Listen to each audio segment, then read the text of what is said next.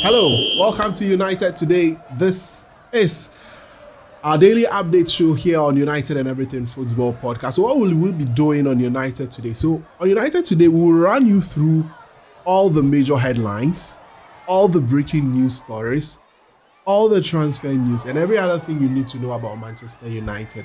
This will be done in addition to our weekly podcast, United and Everything Football Podcast. So always remember to stick and stay with us here on this channel as we bring to you our daily updates on Manchester United. We will try and break down all the issues that happen on a daily basis here on United Today. So always remember to stick and stay with us.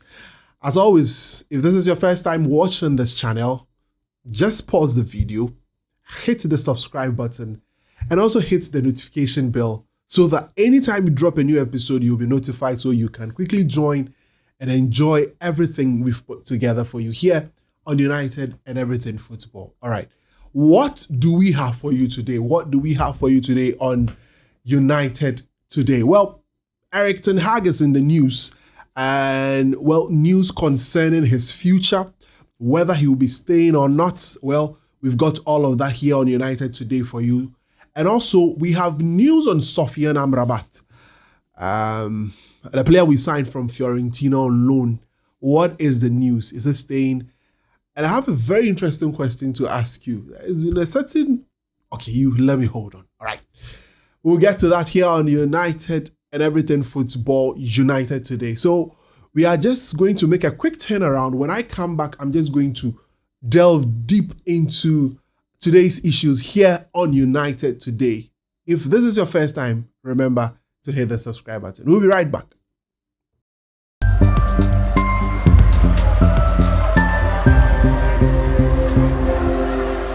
All right, folks, thanks for joining us here on United Today. So, as I stated in my intro, we have news on Erik Ten Hag and his future and what next with Erik Ten Hag.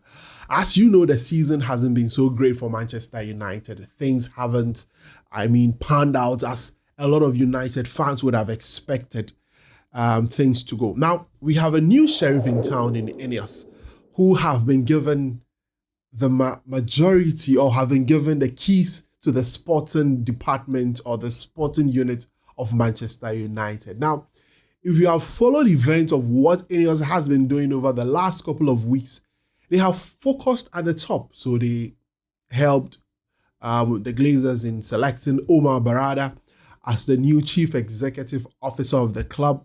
As you know, they have identified a sporting director in Dan Ashworth and are working behind the clock to get his appointment done as soon as possible with Newcastle so he can assume office during the transfer window so he can start work. Now, if you remember what Sir Jim Ratcliffe said when he was asked about the style of play of the club, he mentioned that it will be determined by the CEO, the sporting director, the recruitment department, and then they would present it to the coach of the team for the team to determine how the team is going to play. Now, it has thrown a lot of questions about with regards to the coach Erik Ten Hag, what his future is on the back of how things are going in the course of the season and everything. Now, Erik Ten Hag's future has still not been confirmed. Sir Jim Ratcliffe has always shied away from that question. And I think that's the right thing to do. He's not going to provide any guarantees to the coach. Now, on the back of poor results or the poor season United is having currently, Erik Ten Hag has actually confided to his coaching staff and his and agents that he's not sure whether his future is guaranteed at United. And now there is also a belief that Ten Hag needs to freshen up a lot of things within the squad, his training methods and and a few other things. It looks as if anytime United loses, all of these things do come up. But well, reports that we gather has to do with the fact that a lot of these players are still having issues with the way the coach is conducting its training sessions and, making things a lot more very difficult for them and not getting the best out of it in terms of preparation and all of that. So all of these issues have come up as a result of, the poor results that's happening at the moment. So Ten Hag's future is back in question, and we are told, or we are reading, that he's been given some number of games to save his job. Yeah, Ten Hag has been given a number of games to save his job at Manchester United. So it's a tall order for Erik Ten Hag. How is he going to deal with the situation that he finds himself? He was fantastic last season, placing third, winning a trophy, was in the final of the FA Cup. A lot of people felt he was going to build up on what he had done last season. And then came the recruitment for this season, brought in Mason Mount, brought in Andre Onana, brought in a couple of other players, Rasmus Højlund, and things seem not to have picked up the way Erik Ten Hag would have envisioned things to go. So his future is back in discussion within the club. And, well, a lot of coaches have been lined up. Well, not by Ineos, or a lot of coaches are lining up. They are trying to do their best to get this covetous job at Manchester United at the moment. And a lot of names are out there. Ruben Amorim, Julian Nagelsmann, Simeone Inzaghi, Thomas Tuchel, Roberto De Zerbi. These are the list of names, or these are the list of coaches that are out there looking for were to getting employed by Manchester United. And Roberto De Zerbi, we hear he has a release clause of 8.5 million at Brighton and has been identified as one of the targets by Manchester United. Well, so that's it with Erik Ten Hag. He's doing everything he can to be able to hold on to his job. In order not to lose his job, he knows exactly what to do. Try and find a way to get results back on track for the club and see how best United can finish at the end of the season. So, well, that's it with Erik Ten Hag and everything that has got to do with his job. So his future is back up in the air. Will he still be in the job, or will he maintain the job? Well, we'll get to all the details later, as and when it comes here on United and Everything Football channel on United Today. Now, so that's it. But let's continue. On one of the signings of Erik Ten Hag this season, his name is Sofyan Amrabat. And news going around indicates that Fiorentina are concerned that Amrabat is lowering his transfer value at Manchester United.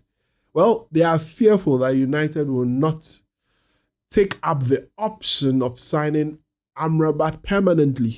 Well, Amrabat came in, and so far his career at United hasn't taken off yet, or he hasn't gotten off to a bright start as he would have expected. Started off from playing left back when United had a crisis with Luke Shaw, Sergio Reguilón, who came on, Tyrone Malacia not being available, where Erik Ten Hag played him at left back in his first game against Crystal Palace. He went ahead to play against Crystal Palace again. Things didn't work out at left back.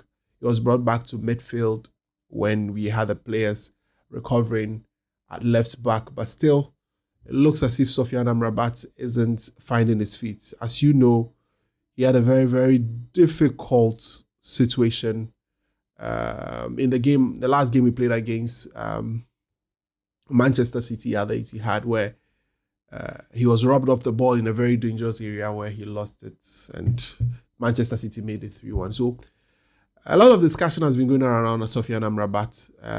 Remember, it's a loan deal where United paid 9 million euros and have an option to pay 20 million to get Sofyan Amrabat. But it looks as if this isn't going to work out for Sofyan Amrabat, because United in itself are trying to restructure things and are looking at recruitment and how to go about all of these things. So Sofyan Amrabat hasn't auditioned very well, and Fiorentina are very much concerned. And because they are concerned, they don't know what to do. Whether to keep him, they feel that he's lowering his transfer value and things aren't working out the way they had expected it to work. So that's it with Sofyan Amrabat. Can things turn around for him? He has this month, April and May, to see if he can put up some very great performance. But I think that Amrabat won't be a United player next season, given the way Ineos is moving and the structure which they are putting in place for the director of football, to come and make a decision on all of this. Well, so that's it on Pascal Amrabat. So that's how I'm going to conclude today's episode of United Today. But I have a question. Where are these people? Yeah, where are they? Ever since these people stopped attending our games, you know what is happening to United. Please look for them and bring them back to Old Trafford and let's start winning our games again. They were always, anytime Sir Alex Ferguson was coaching United, you check the bench and to your right of the screen, they're always seated there.